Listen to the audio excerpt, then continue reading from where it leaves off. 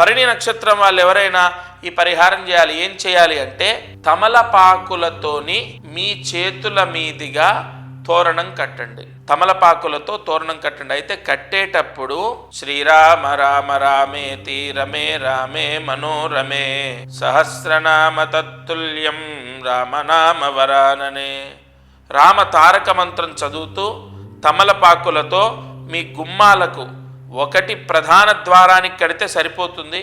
లేదు దేవుడికి సపరేట్గా ద్వారం ఉంటే అక్కడ కట్టండి, లేదా ప్రధాన ద్వారానికి కట్టండి.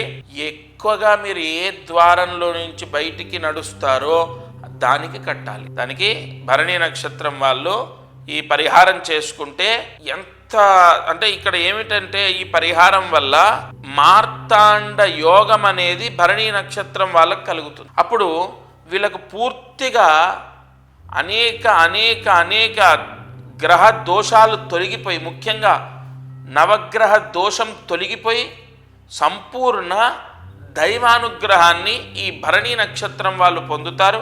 అప్పుడు వీళ్ళ కోరికలు నెరవేరుతాయి.